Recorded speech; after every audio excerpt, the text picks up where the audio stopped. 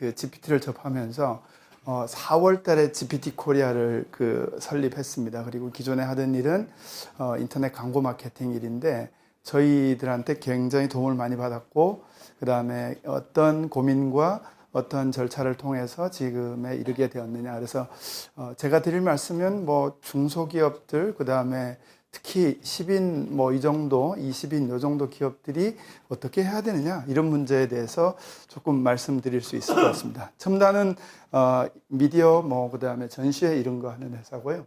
저희는 이제 챗GPT를 활용한 그 생산성을 향상시키기 위한 도입에 대한 교육, 컨설팅, 그리고 저희는 이제 사스나 클로즈드 환경에서 기밀을 유지하면서 프라이빗 LLM을 어떻게 소형화할 거냐, 여기에 관심이 있는 회사입니다.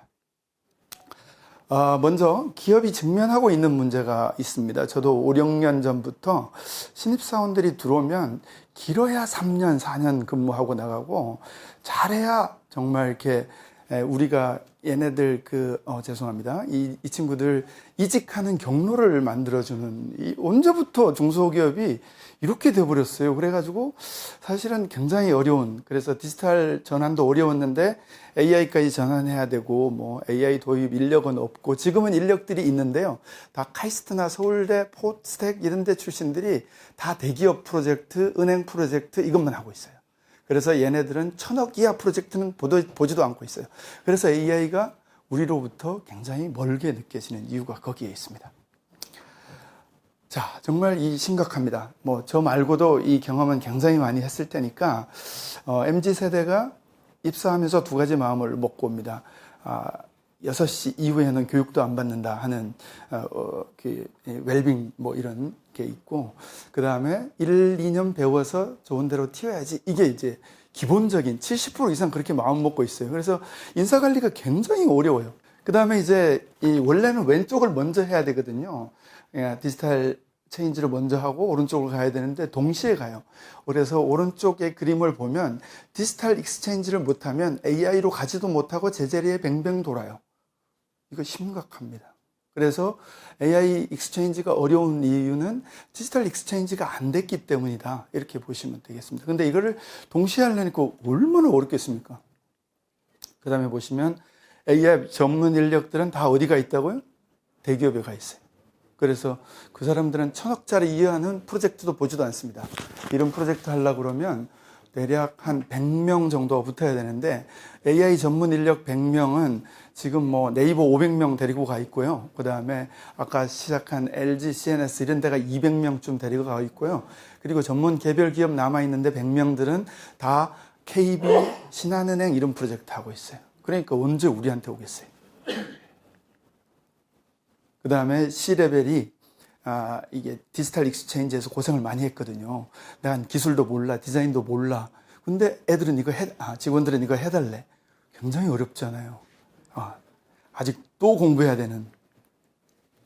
직원들 입장에서는 막연히 이 일자리가 사라질 것 같은 느낌이 드는 거예요. 그래서 보통 들으신 분은 들으셨겠지만, 훌륭한 개발자는 원래 누구나 코딩을 할 수 있도록, 누구나 유지보수가 가능할 수 있도록 개발해야 되는데, 보통 개발자가 3명, 5명 이하인 회사에는 이것 때문에 자기만 알 수 있는 코드로 짜거든요.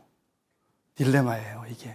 그래서 이제 코파일럿은 AI의 전환을 위한 도구다, 이렇게 말씀드리면서 지금 제가 말씀드리고 있는 가운데에서 LLM, 그 다음에 생성 AI, 코파일럿 이런 건 다 같은 용어로 쓴다고 보시면 됩니다. 그걸로 대표될 뿐입니다. 그래서 잠깐 보여드리고 가겠습니다. 제가 여러분들 위해서 여기 조금 조정해 놨습니다. 네, 냉장고 이렇게 치면 어떤 결과가 나오나 보세요. 뭐가 돌아가고 있습니까? 예, 네, 돌아가고 있습니다.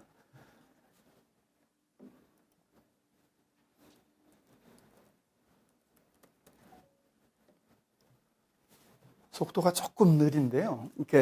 이게 GPTs로 돌아가고 있는 겁니다. 그래서 GPTs한테 내가 어떤 아이템을 쓰면 내가 정해준 대로 이런 시장 조사를 해줘, 이렇게 딱 하면 그냥 냉장고 치기만 하면 시장 조사가 이렇게 나옵니다. 그래서 별로 틀리지 않을 겁니다. 이 정도 큰 거는 검색해서 다 되거든요. 다음은 전기 자동차를 검색할 건데요. 전기 자동차를 검색할 건데 직원들한테 예를 들어서 뭐 냉장고 시장을 조사해봐 이렇게 얘기하면 얼마나 시간이 걸릴까요? 네. 내가 만약에 냉장고 시장을 조사한다. 얼마나 걸릴까요, 시간이? 예. 예, 그다음에 전기 자동차를 한번 조사해 보겠습니다. 전기 자동차를. 예. 글로벌 시장 조사입니다, 일단은. 이 그냥 웹 검색에서 가져오도록 해놨습니다. 돌아가죠? 그 다음에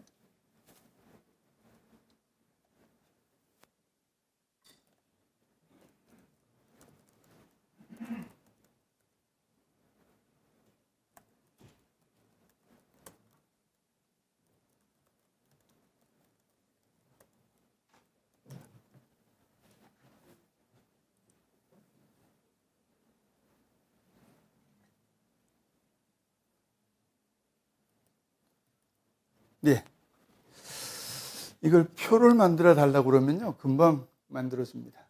그래서, 예를 들어서 냉장고 시장 조사하고 전기차 시장 조사해가지고 표를 만들어가지고 사장님한테 보고하려고 하면 며칠 걸릴까요? 옛날 방식으로 한번 생각해 보죠.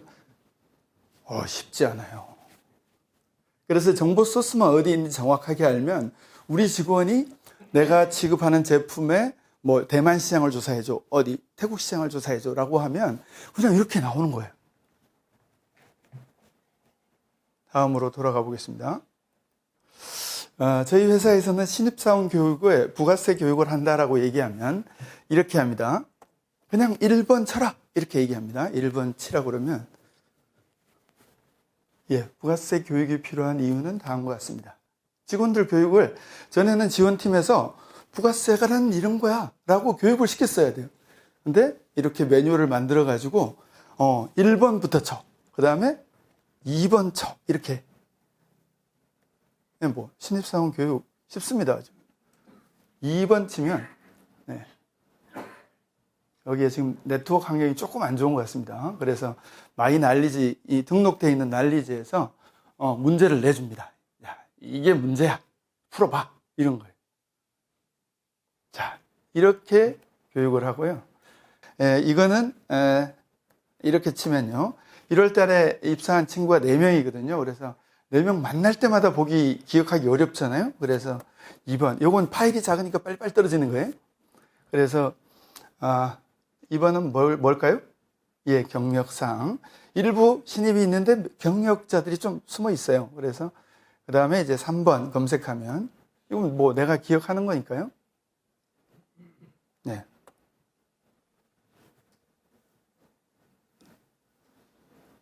그 다음에 4번은 뭘까요?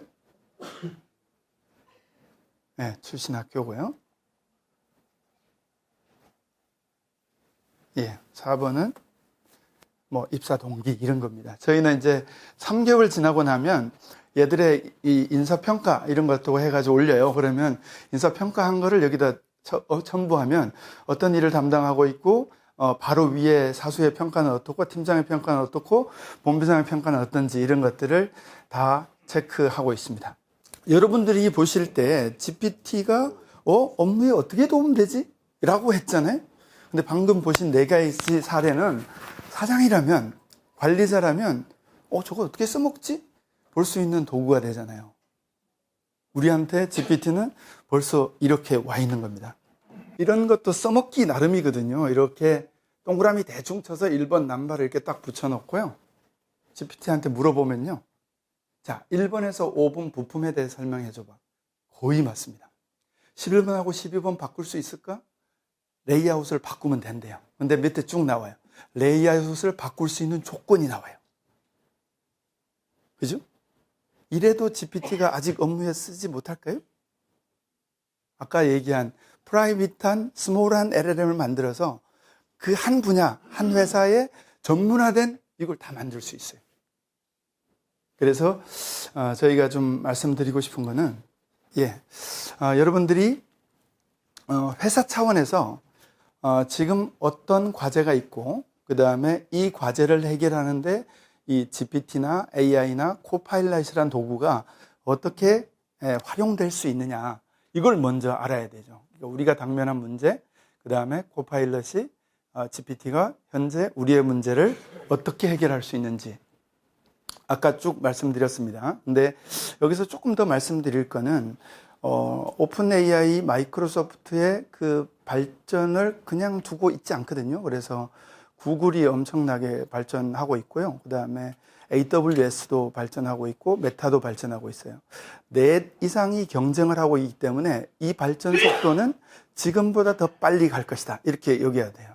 그래서 여러분들이 알고 있든 모르고 있든지 간에 이들 간의 경쟁은 AI가 인간의 손에 의해 가지고 행해지는 여러 가지 일들을 굉장히 빨리 발전시킬 것이다, 여러분들이 생각하는 것보다 한 2배 정도는 빠르게 갈 것이다, 이렇게 보시는 게 중요하고, 그럴 때 내가 해야 될 일은 이걸 도입하거나 이거를 경쟁사가 도입하지 않기를 바라는 것, 이 둘 중에 하나밖에 없다는 거예요. 뭔가 변화된 상황, 아까 그 김은진 그 네이버에 있다가 이쪽으로 옮기면 굉장히 훌륭한 선택이죠. 네이버는 앞으로 기울 거니까 AI를 지금 못 따라가요. 지금 글로벌한 컴퍼니들을 못 따라가서 그분이 얘기한 게 아까 대기업도 이따 보자 한 사람들이 지금 다시 보자 그런다고 그러잖아요. 그래서 그때 오케이 시작이라도 하자라고 했던 데는 벌써 앞서가고 있다라고 얘기하지 않습니까? 코파일럿은 이제 MS 앱들, 그러니까 이제 오른쪽에 나와 있는 도구들하고 라지 랭귀지 모델을 붙인 거예요. LLM이라고 하는데 그냥 뭐 AI다 그냥 이렇게 얘기하시면 돼요. 언어 모델이다 이렇게 얘기하는데 그래픽도 아까 다 알아먹잖아요. 그래서 멀티모달이라고 이렇게 표현해요. 그래서 다 된다. 언어만 되는 게 아니라 이미지, 그림, 영상까지 다 된다, 이렇게 보시면 되겠고. 그 다음에 얘가 하는 일은 요약 검색 글 작성이에요. 근데 글을 아까처럼 세계 시장을 조사해줘라고 이렇게 쫙 넣고 프롬프트의 계열을 하나의 프로그램처럼 만들어 놓으면 그렇게 만들어주는 거죠. 그냥 요약이다. 그러니까 프롬프트를 일일이 쳐야 되는 시대가 다 지나버렸어요. GPT가 나오면서 지식을 정리하고 프로그램을 말로 짜놓고 그 다음에 입력만 하면 되는 구조. 그래서 프롬프트가 어렵다 이런 거는 다 옛날 말이에요. 그 사람은 프롬프트라도 제대로 안 써본 사람들이죠. 그래서 요약, 검색, 뭐 글 작성 이렇게 돼 있지만 아까 제가 한 것처럼 글 작성하고 제가 직원들이 어떤 직원들이 그때 걔 집이 어디지? 뭐 이런 것들도 걔를 만나서 저녁 한번 먹으려고 그러면 면담 한번 하려고 그러면 걔에 대해서 알고 있어야 되잖아요. 언제까지 계속 지원팀 야 그거 좀 뽑아줘 그거 좀 뽑아줘 이렇게 할 수가 없단 말이에요. 그래서 이 CEO 레벨에서의 어떤 요약, 검색, 글 작성은 다르다는 거죠. 보시면 이제 아까 쭉 설명을 너무 많이 해가지고 저는 가능하면 도입 회사의 관점에서 얘기하는 걸로 넘어갈게요. 여기는 장편을 넘어가겠습니다. 지금 그 네이버 입장에서 심각한 거는 지금 워드나 아웃룩을 작성하다가 그 다음에 뭐 PDF로 블로그를 작성하다가 GPT나 코파일럿에서 바로 검색 커리를 날려버려요. 그러면 하루에 접속자 수가 얼마냐, 거기에 실질적인 커리가 얼마냐라는 게 중요하지 않다는 거예요. 커리가 어디서? 브라우저 단으로 가지도 않고 검색 창에 가지도 않고 여기서 지금 검색이 이루어지고 있다는 사실인 거죠. 무서운 거예요, 이거는. 많은 데들이 이렇게 지금 만들어서 쓰고 있다는 거예요. 그렇기 때문에 네이버, 구글 커리 날아가는 거는 눈에 보이지 않게 날아가고 있는 거죠. 그래서 네이버 굉장히 위험한 상태죠. 그 다음에 이제 뭐 웹 브라우저 단에서 돌아가니까 네이버가 브라우저 싸움으로 뭔가 좀 해보려고 했는데 적수가 안 됩니다. 그러니까 구글이나 그 지금 빙 자체가 문제가 아니에요.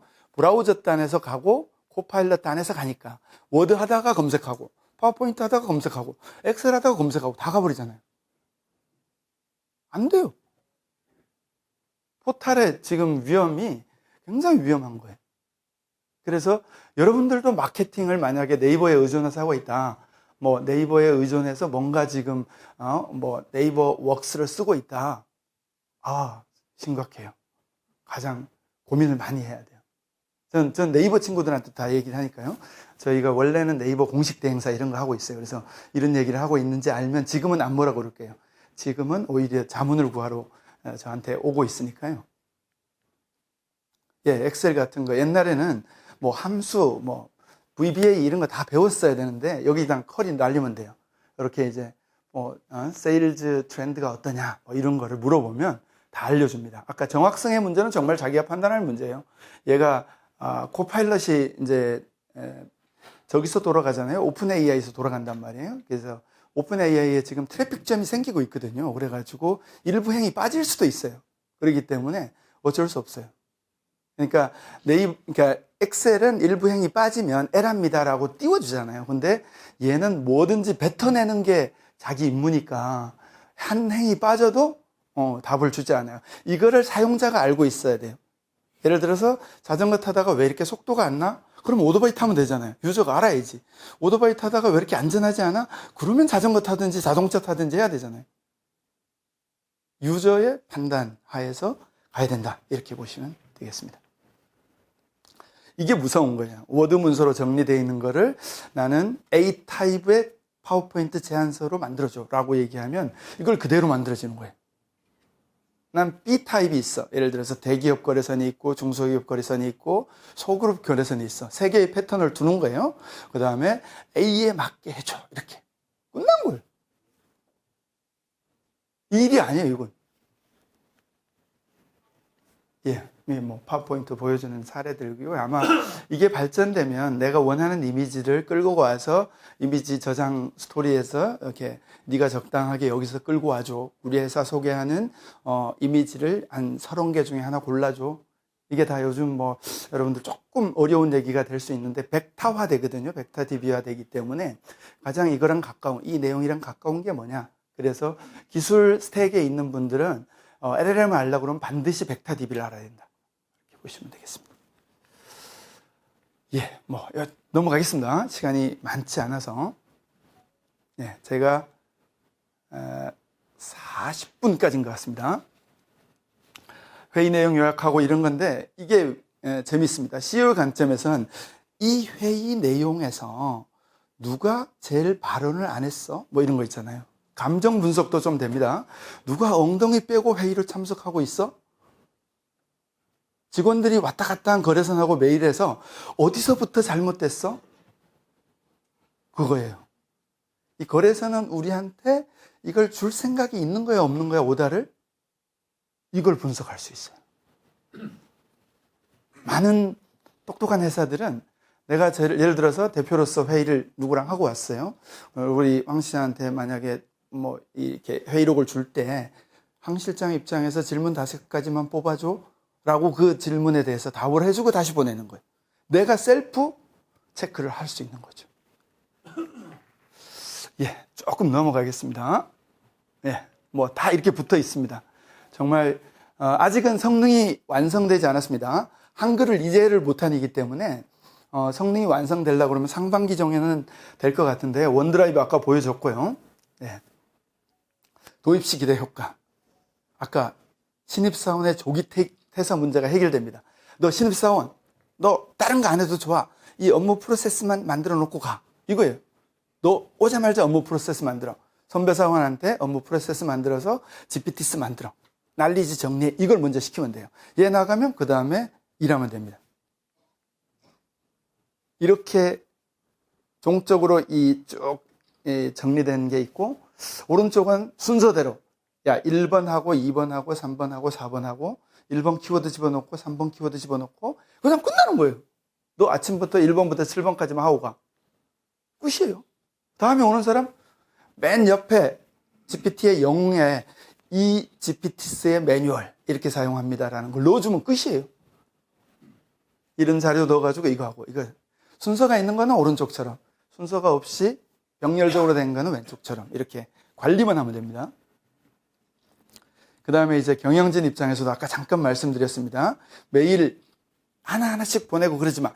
이어서 보내. 리로 보내. 그리고 쭉 긁어다가 GPT에 넣고, 코파일럿은 이제 들어왔으니까 코파일럿에 넣고, 우리 직원이 얘기한 거하고 저쪽 직원이 얘기한 거하고 비교해서 줘봐. 끝이에요. 누가 잘못했는지 금방 알아요. 보고서, 일이 잘못됐을 때 보고서를 받을 필요가 없어요. 한 메일만 보내봐. 끝이에요. 예. 엑셀 배울 필요가 없습니다. 저기다 넣고, 이거 이렇게 더 하려고 하는데 어때? 어느 키워드만 포함된 제품의 합계를 내줘. 이렇게 하면 다 해줘요. 함수 배울 필요가 없었어요. 엑셀 함수 교육하던 회사 다 망했어요.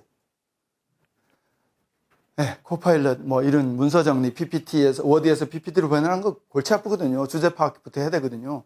이 글이 뭘 얘기하고 있고, 키워드를 뭘 뽑아야 되고, 그래서 3년, 4년, 5년 차 아니면 니네 일을 못 했거든요. 근데 지금은 그냥 하면 돼요. 똑같습니다. 회의록 정리할 때, 회의 반드시 녹음하십시오. 대신 동의를 구해야 됩니다. 동의 안 구하면 법적 문제가 있습니다. 동의를 구해가지고, 요거 그냥 하면 됩니다.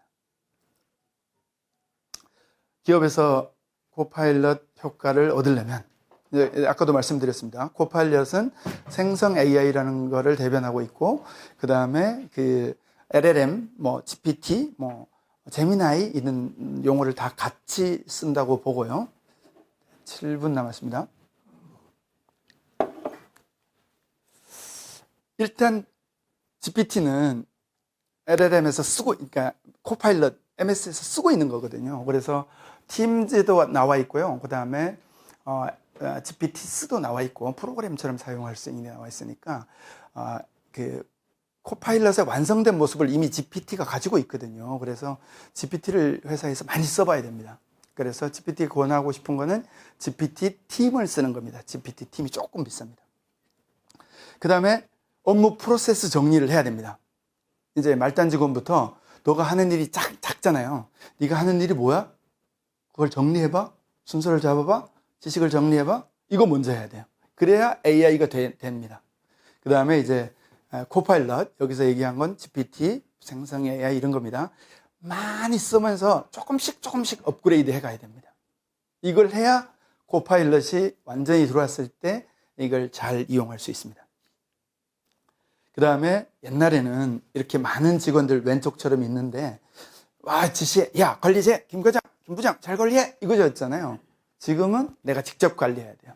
인원은 적고, 그래서 지금은 어때요? 일이 잘못되면 CEO 책임이 80%예요. 옛날에는 직원들의 책임이 80%였어요. 그래서 중간 관리 간부가 컸죠. 근데 지금은 C레벨에 무조건 책임이다. 이 자리에 계신 CEO님들은 일이 잘못되면 무조건 내 책임이다. 이렇게 얘기해야 되는 환경이 됐습니다. 오른쪽 밑에 보십시오. 아는 것이 많은 사람, 자료가 많은 사람이 이겨요. 누가 많아요? CEO가 많아요. CEO한테 자료는 다 모이잖아요.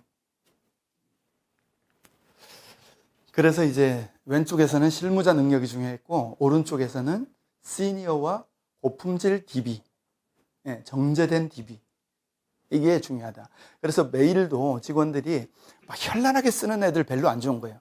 바이어스가 엄청 많은 거예요. 할 얘기만 딱 일목요연하게 딱 정리해야 나중에 GPT로 정리하거나 코파일럿로 정리할 때 쉬워지는 거예요. 그래서 일단 메일이 길다 그러면 그 직원은 일 못하는 직원이고 미래에도 일 못하게 만드는 직원이다. 왜? 데이터에 바이어스가 많으니까. 요점만 간단히. 그래서 위에서 보관할 때는 GPT에 넣어가지고 코파일럿에 넣어서 요점만 간단히 해가지고 파일을 보관하는 거죠. 누가 언제 요 글을 썼다 이거죠. 옛날에 안 됐을 때 이렇게 됐고 지금 뉴욕 거래소는 이렇게 됐잖아요. 비교 딱 똑같아요. 딱 똑같아요. 요거는 좋은 사례입니다. 요거는 안 좋은 사례예요. 왜 안 좋은 사례일까요? 사람을 고립시켜 놨잖아요. 등 돌려서 이거 봐. 김 과장 뭐야 이거. 그냥 이렇게 고립시켜 놓으면 안 돼요. 이게 현대 엘리베이터라고 합니다. 그래서 저는 권하는 양식은 이렇게 프리하게. 그래서 일로 와봐. 이거 봐봐. 이렇게. 그래서 사무 공간은 확 줄어들 거고 직원 수는 어차피 줄어들어요. 71년생이 103만 명 태어났는데 2001년생은 59만 명 태어났어요. 그 다음에 지금 태어나는 애들은 작년에 23만 명밖에 안 태어났어요. 우리는 적응해야 돼요. 회사가 50년, 30년 갈라 그러면 30년 후에 신입사원은 23만 명 중에 뽑아야 된다. 지금은 2001년생이 59만 명이니까 59만 명 뽑으면 되는데 3분의 1 속에서 뽑아야 돼요. 그래서 여러분들 특히 후계 경영 이런 거 하시는 분들은 AI 빨리 도입해야 됩니다. 그래야 우리 후세들이 힘들지 않은 속에서 할 수 있다. 이렇게 보시죠. 이렇게는 가지 마세요. 이건 폐쇄망입니다. 예. 이게 이제 오늘의 주제 중에 온 디바이스 AI는 빠져 있습니다. 디바이스에 AI가 들어가게 되면 이건 뭐 완전히 달라집니다. 한국어 버전 만들어질 예정이니까 보시고요. 그 다음에 저희가 이제 첨단에서 월요일 날은 경영 지원, 화요일 날은 영업 인사, 수요일 날은 광고 마케팅 이 교육을 준비했어요. 그래가지고 C레벨이 직접 오셔도 좋고 지원팀을 보내도 좋고 영업팀을 보내도 좋고 뭐 광고 디자인 개발 쪽을 보내도 좋습니다. 3월 18일부터 첨단에서 시작할 겁니다. 목표는 교육받으면 요걸 만들어서 가는 걸 목표로. 그래서 실습 교육이 따라붙는 교육이라서 그냥 듣고 와서 그냥 많은 교육은 아니고 저희가 이제 3, 4, 5월 달 3번 준비가 돼 있으니까 3, 4, 5월 달에 듣는 분들에 대해서는 원격으로 AS를 해드릴 예정입니다. 그 다음엔 CEO 브리핑 저희가 이제 11월 달에 그 교육을 한번 하면서 대략 한번 했었는데 반응도 좋았는데 지금 이제 3월 달 앞두고 하는 거는 이제 아까처럼 GPT-3를 만들어서 기업이 어떻게 가야 된다라는 구체적인 내용들이 훨씬 더 많아져 가지고 CEO 브리핑을 저희가 시도할 거고 그 내용은 여러분들 돌아가실 때 책과 전단지에 같이 포함되어 있습니다. 그래서 그 정도로 말씀드리고 다음은 네, 안녕하십니까. 앞에서 소개받았던 GPT 코리아의 황용훈이라고 합니다. 저는 이제 개발 파트에서 생성형 AI를 어떻게 활용할 수 있을 것인가에 대해서 좀 말씀을 드리려고 하는데요. 사실 개발이라고 하는 업무는 우리가 일반적으로 보는 사무 업무, 기획 업무라든가 이런 것들과는 조금 차이가 있습니다. 전문적인 지식이 있어야 되고 그를 통해서 이제 다양한 코드들을 만들어내고 검토하고 또 디벨롭 시키는 그런 과정들이 계속해서 반복이 되기 때문에 사실 우리가 보통 자연어를 활용해서 그 결과를 받아볼 수 있다라고 하는 챗 GPT를 이용을 해서 결과를 받아본다 한들 사전 지식이 없으면 얘가 만들어낸 코드가 잘 만드는 코드인지 나쁜 코드인지 모르는 경우들이 많이 있습니다. 뭐 이제 이런 부분들이라던가 아니면 그 GPT가 만들어 놓은 이런 코드들이 좋은 코드는 아닌 것 같아 이런 평가들이 좀 더해지면서 아직은 좀 시기상조가 아닌가라고 생각하는 개발자분들도 사실 많이 만났습니다. 하지만 이제 생성 AI의 좀 특징이라든가 원리들이라든가 이런 것들을 이해하시고 어떤 식으로 활용을 하면 내 업무에서 이 개발 업무에서 생성 AI를 잘 쓸 수 있겠다라고 이제 깨달음을 얻으신 분들이 좀 많이 있어서 그와 관련된 내용들을 좀 짧게 소개를 해드리려고 합니다. 먼저 생성 AI를 통해서 개발 업무 전반에 효율성을 올릴 수 있는가? 이런 질문에 대해서는 명백하게 그렇다라고 답변을 드리고 싶습니다. 좀 그를 위해서 전체적인 방법론을 좀 짧게 말씀을 드릴 텐데요. 사실 개발이라는 업무는 아까 말씀드렸던 것처럼 정말 전문적이고 어느 정도 지식이 있어야지만 이해를 할 수 있는 좀 어려운 부분들이 많이 있는 그러한 업무들입니다. 이런 것들 때문에 C레벨, 임원급에서는 우리 회사의 개발자가 뭔가를 열심히 하고 있는데 정말 열심히 하고 있는 거 맞나? 다른 회사의 개발자보다 잘하고 있는 게 맞나? 여기에 대해서 평가를 내리기가 사실 쉽지가 않습니다. 뭐 최종 결과물을 가지고 평가를 내릴 수야 있긴 하겠지만 그때까지 기다리고 그리고 그때 만약에 잘못된 게 확인이 되면 기관에서 발생하는 로스라는 것은 무시할 수가 없거든요. 이러한 부분들에서 GPT가 개발자를 대신할 수 있지는 않습니다. 다만 개발자가 업무를 하는데 GPT를 비롯한 생성 AI들이 도움을 줄 수 있는 부분들이 다양하게 있다라는 점을 명확하게 기억하시면 좋을 것 같습니다. 저희가 이제 컨설팅을 수행했던 사례가 좀 여러 가지 있는데요. 지금 프로젝트 단위별 아니면 업무 단위별로 좀 다양하게 그 GPT나 이런 생성 AI를 활용하지 않고 프로젝트를 끌어가던 조직에서 전체적인 이제 업무 프로세스를 정리하고 여기에 더해서 업무 수행을 할 때 생성 AI의 보조를 받아서 진행을 했을 경우에 결과적으로 유사한 업무량을 수행을 하는데 훨씬 더 적은 인력으로 성과를 내는 경우들이 있었습니다. 이렇게 효율화시킬 수 있다라는 부분들이 지금 군데군데서 많이 사례로 좀 나오고 있다라는 점 기억하시면 좋을 것 같고요. 뭐 그런 예시로 지금 GPT스의 그리모어라고 하는 그 앱이 좀 많은 인기를 얻고 있습니다. 그런 것들을 좀 활용을 해서 그 웹 개발에서 다양한 좀 포인트들, 다양한 이득들을 좀 얻어간 사례들도 있으니까 이 장표도 한번 보시면 좋을 것 같습니다. 앞에서 이런 좀 그 개발의 어려운 부분들, 이런 부분들을 그 잘 이해하기 위해서라도 C레벨이 그 생성 AI를 활용해서 개발 업무를 들여다볼 필요가 있다라는 이야기도 좀 함께 드리고 싶었는데요. 그러면 실제로 어떤 방식으로 업무 프로세스를 개선할 수 있는지 사례들도 한번 살펴보도록 하겠습니다. 기본적으로는 프로젝트의 시작부터 끝까지 진행을 할 때 중간중간 보조를 받을 수 있는 것들이 많이 있습니다. 개발 계획을 세울 때 그 개발 계획에 어떠한 기능이 구현이 돼야 되는지, 그 기능을 구현하기 위해서 어떤 언어가 쓰여야 되는지, 이러한 것들을 GPT를 통해서 큰 틀을 잡아볼 수가 있고요. 그 이후에 POC를 설계하고 검증하는 데서도 GPT를 통해서 그 과정에 문제가 없는지, 혹은 그 과정에서 수정할 것들은 없는지에 대한 조언을 받을 수가 있습니다. 그 이후에 코드 작성과 테스트, 검수에서도 이런 생성 AI 모델이 코드 작성이 또 특기 중에 하나이기 때문에 거기서 받은 코드들로 가지고 테스트를 해본다거나 전체 코드를 받을 수는 없겠지만 일부 코드에 대한 다양한 유형들을 샘플로 받아서 테스트를 해보는 이러한 활동들을 통해서 전체적인 그 개발 프로젝트를 이끌어 나가는데 도움을 받을 수가 있습니다. 그리고 코드 오류 식별이나 디버깅 업무에서도 다양하게 쓰일 수 있는데요. 사실 하나의 프로그램, 하나의 이제 서비스가 기획이 되기 위해선 정말 수많은 코드들이 서로 이제 계속해서 연결이 되고 활동이 돼야 됩니다.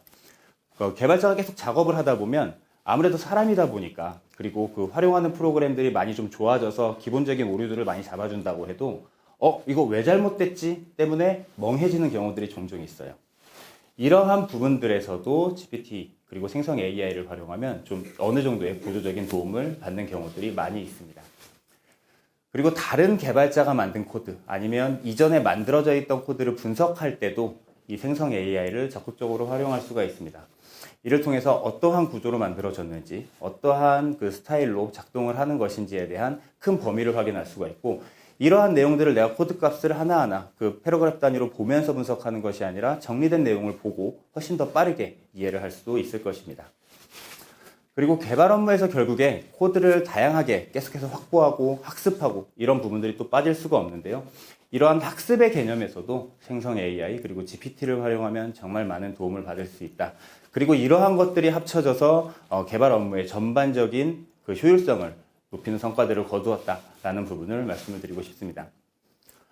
그리고 이 생성 AI의 경우에는 개발자뿐만 아니라 비개발자도 개발 업무를 일부 할 수 있게 도움을 줄 수가 있습니다. 흔히 이제 크롤링이라고 하는 작업이 있는데요. 웹사이트에 있는 다양한 정보들을 수집해서 모으는 작업이라고 이해를 하시면 편합니다. 크롤링 코드를 짜는 거 이제 전문 개발자 분들에게는 어렵지 않습니다. 하지만 만들려고 하면 어느 정도 시간이 들어갈 수밖에는 없겠죠. 그런데 이러한 부분들을 전혀 개발에 대한 이해가 없는 사람들도 GPT를 활용해 코드를 짜달라고 요청을 하고, 거기서 받은 코드를 그냥 구글의 콜앱 정도에서 가동하는 것만으로도 웹페이지에 있는 정보들을 쉽게 모을 수가 있어요. 시장 조사를 한다거나 상품에 대한 내용을 모은다거나 아니면 올라오는 기사들을 수집해서 어떠한 이슈들이 있는지 판단을 할 때 검색을 해서 페이지를 하나하나 넘겨서 눈으로 보는 것이 아니라 잠깐의 시간으로 만든 이 코드를 활용해 한 번 엑셀 파일로 받아놓고 그 내용들을 분석함으로써 훨씬 더 빠른 시간에 업무를 수행하는 그러한 효과를 가져올 수가 있는 것입니다. 이러한 작업들을 개발자가 진행하는 것이 아니라 개발에 대해서 하나도 모르는 비개발자가 진행할 수 있게 되었다라는 부분이 아주 큰 변화라고 할 수 있겠습니다. 이렇게 GPT를 활용하는 것 이외에도 다양한 디지털 툴들을 이용하는 것들도 좀 좋은 방법이 되는데요. 앞서 보셨던 크롤링 작업을 좀 더 잘 수행할 수 있게 만들어진 프로그램이 있습니다. 리스틀리라고 하는 프로그램이고요. 크롬의 확장 프로그램으로 현재 이용을 하실 수가 있습니다. 크롬 웹스토어에서 이 리스틀리를 검색하시면은 이제 사용을 하실 수가 있고, 조금 더 강력한 기능을 사용을 하시기 위해서는 유료 결제가 조금 필요할 수도 있습니다. 앞서 이제 크롤링을 예시로 말씀을 드렸는데, 정적으로 이미 한 번에 출력된 화면을 수집하는 것은 사실 좀 심플해요. 하지만 스크롤이 내릴 때마다 데이터가 불러와진다거나 그 안에 자바스크립트로 내용이 바뀌게 되는 이런 동적인 내용들을 수집을 해야 되면 셀레니움이란 것을 좀 활용을 해야 됩니다. 이것도 마찬가지로 GPT를 활용해 이용을 할 수가 있겠지만 코드에 대해서 전혀 모른다라고 한다면은 아무래도 어려움이 조금은 있을 수 있겠죠. 이러한 분들도 좀 활용할 수 있는 이런 디지털 툴들, 리스틀리 같은 디지털 툴들을 활용하면 이런 타사의 우리 경쟁사의 상품 후기들이 어떠한 내용이 올라와 있나 이런 것들을 모아서 분석할 수도 있고 거기서 나오는 약점들을 확인해 우리 제품의 강점으로 소개를 할 수도 있을 것입니다. 이렇게 이제 네이버에 올라오는 것들 아니면 오픈마켓에 올라오는 이러한 커멘트들 이러한 것들을 모두 수집할 수 있는 DX 툴들도 함께 활용하면 더 효율적으로 이용하실 수가 있다는 점도 팁으로 함께 알려드리고요. 요즘엔 유튜브를 통해서도 많이 홍보를 진행하고 있죠. 그리고 브랜드의 이미지 이런 것들도 유튜브에 올라오는 영상 그 아래 댓글들을 통해서 어느 정도 파악할 수가 있습니다. 유튜브 영상 댓글 수집을 위한 코드도 GPT에게 쉽게 요청해서 받을 수가 있어요. 이럴 때 한 가지 조금 주의해야 될 점은 구글의 API 키를 받아서 수집을 해야 정상적으로 수집이 된다라는 아주 기본적인 이런 그 지식들 이런 것들만 가지고 진행을 하신다면 누구나 쉽게 우리 유튜브 채널에 올라온 댓글들을 모아서 그 경향성을 분석한다거나 아니면 내가 주의 깊게 보고 있는 상품, 내가 주의 깊게 보고 있는 영상에 댓글들을 수집해서 의미를 분석한다거나 이러한 작업들을 하는데 개발자의 도움 없이도 진행을 하실 수가 있을 겁니다. 그리고 웹사이트나 모바일 앱 이런 인터페이스를 만드는 그 다른 DX 툴들도 있어서 함께 소개해 드리려고 합니다. 프레이머라고 하는 툴이고요. 내가 별도로 CSS 코딩이나 HTML 언어에 대해서 이해도가 좀 없더라도 드래그 앤 드롭 방식으로 이렇게 페이지를 구성할 수가 있고 그 페이지의 코드까지 모두 알아서 작성을 해주는 툴입니다. 앞서 말씀드렸던 GPT 그리고 리스틀리 이런 것들과 함께 이 웹사이트 개발을 할 때 이러한 툴들도 같이 알아둔다면은 이제 온라인상에서 조금 더 몸값이 비싼 개발자분의 도움을 조금 덜 받고도 다양한 효율을 낼 수 있는 작업들을 수행하실 수 있을 거라 생각을 합니다. 그리고 앞서 이제 GPT-4에 대해서 잠깐 보여드렸는데요. 지금 GPT-4에 수백만 개의 GPT-4가 올라와 있고 지금도 많은 GPT-4들이 이 시간에도 계속해서 올라오고 있습니다. 이 중에서 좀 개발에 도움이 되는 부분들도 있어서 조금 알려드리려고 하는데요. GPT-4 중에서 스크린샷 코드 GPT라고 하는 것이 있습니다. 요거는 웹페이지에 스크린샷을 찍어서 올리게 되면 여기에 HTML이나 CSS, 자바스크립트를 이렇게 생성을 해줍니다. 내가 샘플로 보고 싶은 우리가 이제 중소기업이나 아니면 소기업, 이제 새롭게 만들어진 기업이라고 한다면 홈페이지 만들어야겠죠. 만들어야 되는데 템플릿이 아니라 좀 여기 거를 좀 따라하고 싶어. 좀 이러한 스타일로 우리의 홈페이지를 만들고 싶어라고 했을 때 이러한 기능들을 활용한다면 훨씬 더 쉽게 비용을 들이지 않고도 수행을 하실 수가 있을 겁니다. 그리고 앞서서 잠깐 말씀드렸던 그리모어라고 하는 GPT도 다양한 웹사이트 구축 이외에 프로그래밍에 도움을 줄 수 있는 기능들이 많이 있으니까 GPT 유료 버전을 사용하시는 분들은 꼭 한번 이용을 해보시길 추천을 드립니다. 결국에 좀 다양한 방식들을 말씀을 드렸습니다. 조금 자잘자잘한 사례일 수도 있고 우리랑은 좀 크게 상관이 없을 수도 있어 라고 좀 생각을 하실 수도 있을 텐데 결국에 이런 사례들 뿐만 아니라 지금 이 시간에도 개발 업무에서 내가 하는 업무에서 어떻게 하면 GPT를 아니면 코파일럿을 활용해서 조금 더 효율성을 높일 수 있을까라고 하는 방식들이 계속해서 나오고 있습니다. 뭐 유튜브 채널만 봐도 GPT를 이용해 뭘 했다, 코파일럿 이용해 뭘 했다 이런 것들이 정말 하루에도 수십 개씩 쏟아지고 있는 상황이에요. 여기 계신 분들한테 결국에 중요한 것은 내가 하는 비즈니스에서 결국에 이 생성 AI를 어떻게 활용해야 되느냐 이런 부분들이 아닐까 싶은데요. 개발 파트에 좀 한정해서 제가 좀 두 가지 말씀을 드리자면 일단 앞서 보여드렸던 예시처럼 비개발자도 개발적인 요소들을 활용할 수 있게 만들어주는 시대가 되었다. 그래서 이 업무 하려면 저희 인원으로는 못해요. 저희는 지금 이런 거 할 수 있는 사람 아무도 없어요. 라고 좀 물러나기보다 GPT에게 물어보고 단순하게 할 수 있는 일인가 아닌가 찾아봐서 회사 내에서 우리가 가진 인력 안에서 수행할 수 있는 일인지 확인해 보는 것도 도움이 되실 것 같고요. 두 번째로는 개발 조직을 가지고 있는 이제 기업의 입장에서 단순히 그 조직의 구성원들을 믿고 맡기는 것도 좋겠지만 같이 목적을 알고 목표를 알고 어떠한 흐름으로 업무가 진행되고 있는지를 안다면 보다 효율적으로 업무를 수행하실 수 있을 거라 생각을 합니다. 그래서 내가 임원의 입장에서 그 개발에 대한 지식이 조금 부족하더라도 이런 생성 AI, GPT 등의 도움을 받아서 개발팀의 업무가 어떻게 진행되고 있는지, 프로젝트가 어떠한 그 스타일로 흐르고 있는지를 이해하신다면 전체적인 개발 업무에 대한 효율성을 크게 높이실 수 있을 거라 생각을 합니다. 앞서 사진으로 보여드렸죠. 이렇게 GPT가 좀 적용이 되고 생성 AI가 적용이 되면 개방된 환경이 필요합니다. 단순히 언어별로 뭐 나누어서 파트 1의 리더, 거기에 같이 일하는 프로그래머 둘 이런 식이 아니라 언어를 가리지 않고 하나의 프로젝트를 같이 수행할 수 있는 사람들이 같이 이야기할 수 있는 환경을 구성하는 것. 이 부분도 좀 도움이 되리라 추천을 드리고 싶습니다. 요즘에 가장 유명한 사람이죠. 엔비디아의 젠슨 황 CEO가 이런 이야기를 했습니다. 코딩 없어도 모두가 프로그래머가 될 수 있다.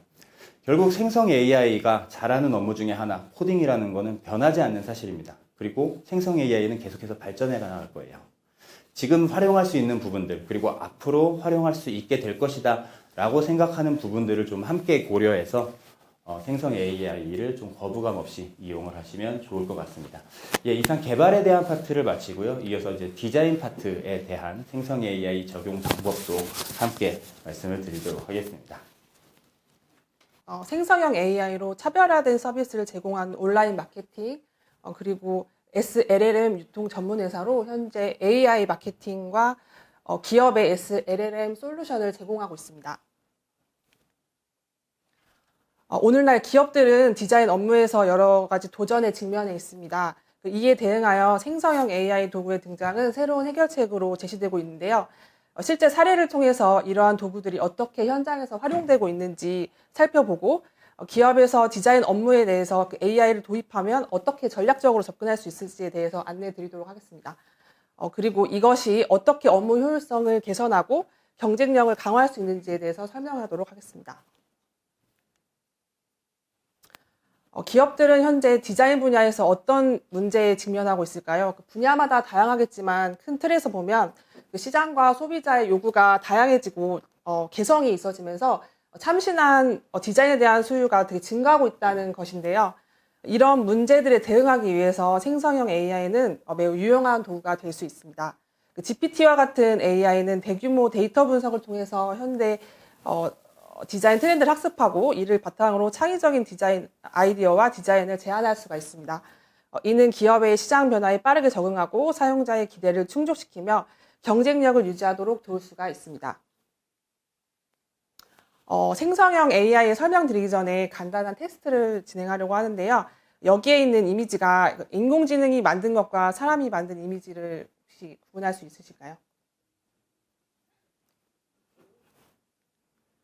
1, 2번 모두 다 생성형 AI가 만든 이미지입니다. 앞에서 보셨듯이 이미지 생성형 AI는 이미지 또는 텍스트를 입력하는 것만으로도 고품질의 이미지를 쉽게 생성할 수가 있는데요. 복잡하거나 전문적인 스킬을 사용하지 않아도 쉽게 작업이 가능하고 개인이 구체적 요구와 선호를 반영하여 적절한 결과물 선택이 가능하다는 점입니다. 그렇다면 기업에서는 생성형 AI 기술을 어떻게 적용하고 있을까요? 먼저 보여드릴 사례는 패션 업계의 사례입니다. 카사블랑카라는 브랜드에서 미드저니를 사용해서 화보를 제작한 사례이고요. 다음은 11번과 같은 이커머스에서 배너 소재 등 이미지를 생성해서 활용했고요.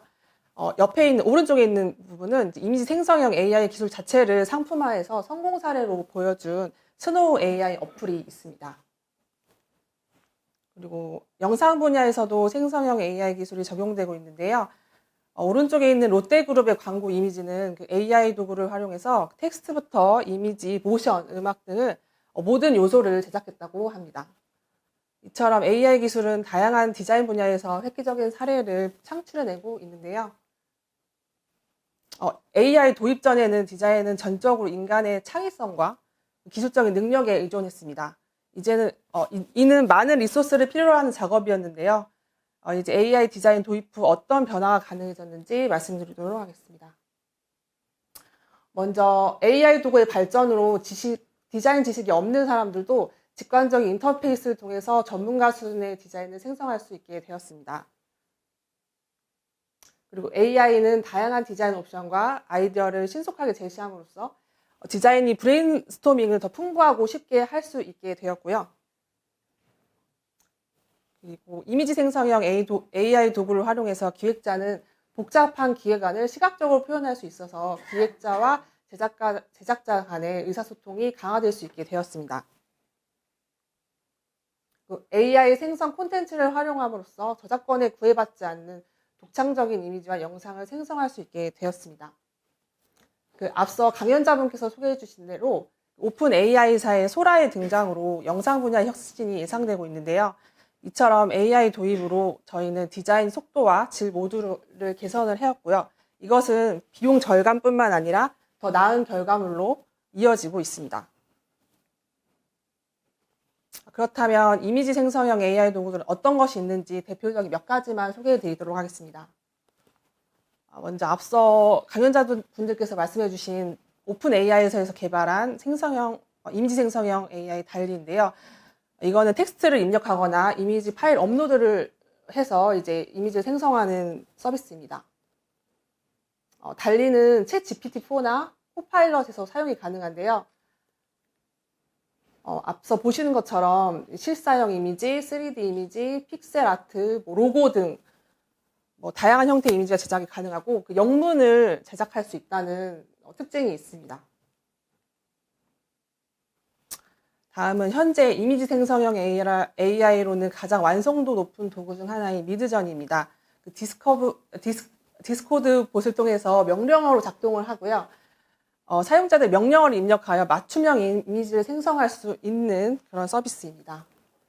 현재는 자체 웹 UI 서비스를 오픈해서 사용자가 직접 슬라이더로 컨트롤을 할 수 있는 서비스를 제공하고 있는데요. 현재는 이제 조건부로만 사용이 가능합니다. 다음은 어도비사에서 출시한 파이어플라이입니다. 이것은 이제 다른 어도비사에서 만들었기 때문에 다른 어도비 프로그램과 함께 호환이 되기 때문에 이제 워크플로우를 같이 가져갈 수 있다는 점에서 되게 큰 특징이 있고요. 그리고 이제 100개 이상의 언어로 텍스트 프롬프트를 지원하고 있습니다. 파이어플라이의 주요 기능에 대해서 말씀드릴게요. 텍스트 프롬프트를 입력해서 새로운 이미지를 생성을 하거나 아니면 브러쉬를 사용해서 개체를 제거하거나 또 그 지워진 부분에서 이제 새로운 이미지를 생성할 수 있는 기능이 있고 텍스트 프롬프트만 이용해서 텍스트 자체에 텍스트 효과를 줄 수 있는 그런 기능이 있습니다.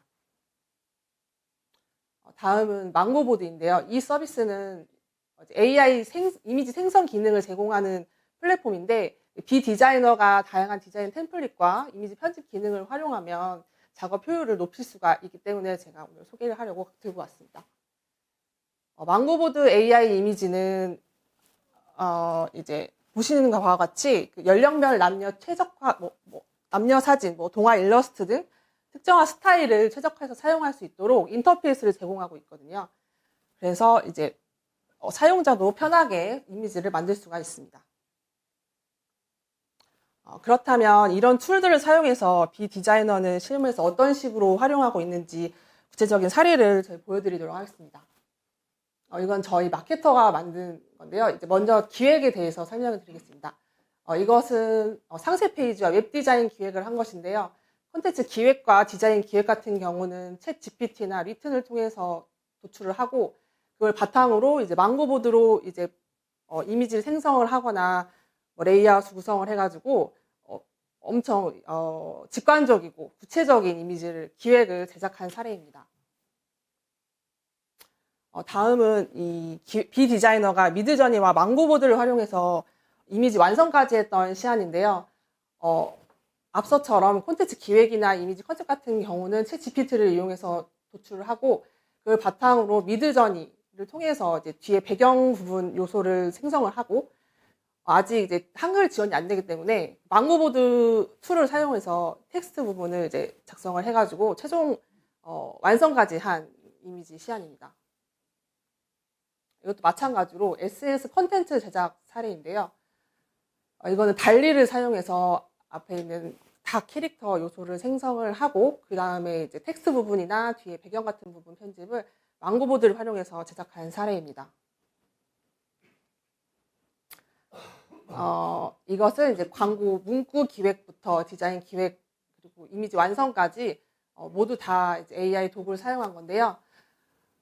그리고 앞에 보시면 이제 포스터 뒤에 있는 포스터 이미지도 AI를 도구를 해서 사용을 한 거고 앞에 보이는 텍스트 부분도 다 GPT를 통해서 카피를 받아서 만든 사례입니다. 이거는 브랜드 썸네일인데요. 이거는 저희 앞에 보시면 혀를 내밀고 웃고 있는 어린 강아지라는 되게 굉장히 구체적인 요구를 그 고객사에서 요청을 하셔가지고 그거에 맞게 미드저니로 이미지 생성을 한 후 편집은 망고보드로 한 작업입니다. 방금 보여드린 거는 비디자이너 저희 기획자들이 작업한 작업물이고, 다음은 이제 저희 디자이너가 AI 도구를 활용해서 어떻게 효율을 높였는지 실무 사례를 말씀드리도록 하겠습니다. 먼저 로고 디자인인데요. 저희 기존의 이제 프로세스 중에 아이디어와 컨셉, 그리고 고객사 분석 같은 부분을 챗 GPT와 리튼을 통해서 시간 단축을 했고, 그리고 브랜드 마크라는 도구를 통해서 전체 이미지를 생성을 했어요. 그리고 그 다음에 뭐 디자이너가 봤을 때 좀 더 베리에이션 하고 싶은 부분을 이제 추가를 해가지고 일러스트레이터 도구를 활용해서 이제 벡터화만 시켰고, 그래서 전체적으로 기존 프로세스였으면 180분 걸렸던 작업을 20분으로 단축시킨 사례가 되었습니다. 다음은 제품 프로모션 이미지인데요. 이것도 이제 콘텐츠 기획 같은 부분은 챗GPT의 요구에서 도출을 했고, 저희가 미드저니로 전체적인 이미지를 생성을 했어요. 그리고 이제 텍스트 작업은 되지 않기 때문에 디자이너가 포토샵으로 텍스트만 작업을 한 상태고, 저희가 기존에 이런 프로모션 작업을 하려면 그 스튜디오를 섭외를 하고 제품 사진을 찍고 이제 합성을 하고 이제 보정을 해야 되는 작업이 필요한데, 그 작업이 단축되다 보니까 기본적으로 디자인 작업에만 들어갔던 120분 작업이 20분 정도로 줄어들게 되는 효과를 보일 수 있었습니다. 다음은 상세 페이지인데요. 이거는 이제 기획안 컨셉과 분위기부터 이제 챗 GPT와 리튼을 통해서 추천을 받고, 그걸 토대로 뒤에 이제 있는 이미지 같은 부분, 이제 상세 제품 컷 빼고는 다 이제 파이어플라이를 이용해서 제작한 사례인데요. 그리고 이제 저희가 뒤에 이미지 같은 거 생성하는 경우에는 이 소스를 합성하는 데 필요한 그 시간적 리소스가 굉장히 크거든요. 근데 그거를 제가 파이어플라이를 이용해서 제작을 했기 때문에 80분 걸렸던 작업을 20분 만에 줄일 수 있는 사례가 되었습니다. 다음도 파이어플라이를 활용한 사례인데요. 왼쪽에 상단에 보시면 저희 마케터가 이제 기획자가 이제 만든 기획안이고, 기존에 있는 배 이미지의 파도와 물 이미지를 생성해 주길 바래서 그거를 파이어플라이 툴을 사용해서 저희가 구현을 했고요.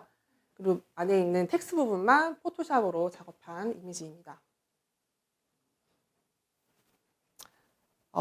그럼 기업들은 어떻게 이러한 기술을 자신들의 디자인 프로세스에 효과적으로 통합시킬 수 있을까요? 기업에서 디자인 업무를 AI 도입할 수 있는 전략을 소개해 드리도록 하겠습니다. 비디자이너가 업무 혁신을 이루도록 하라는 건데요. 이제 AI 도구를 통해서 디자인 리소스 과부하를 줄이고, 비디자이너도 고품질의 디자인 작업을 수행할 수 있게 됩니다. 두 번째, 디자인팀에서 혁신을 이루는 만큼 성과 보상을 약속하라는 건데요. 고용 유지, 근무 시간 단축, 추가 업무 수행 등을 통한 성과 창출 등을 포함하여 혁신적인 성과에 대해서 보상을 해야 합니다. 그리고 자체적인 아카이브를 구축하고 관리하라는 것인데요. 그 AI 디자인 작업의 효율성을 높이기 위해서 프롬프트, 스타일 등 프로젝트 관련된 데이터를 체계적으로 저장하고 자체적으로 관리하는 라이브러리 시스템을 구축을 해야 합니다. C레벨에서 디자인 업무 개선 목표를 삼을 수 있는 것은 비디자이너 조직은 직접 디자인을 수행하는 것을 목표로 삼을 수 있겠고요. 모든 종류의 디자인 조직에서는 리소스를 최소화해가지고 그것을 업무 효율화를 이루고, 그리고 창의적인 과제에 집중하는 것을 목표로 삼을 수 있겠습니다. 생성형 AI 도입으로 새로운 업무 환경을 만들고 기업의 경쟁력을 한 단계 끌어올릴 수가 있습니다. 여러분의 성공적인 변화를 응원합니다. 감사합니다.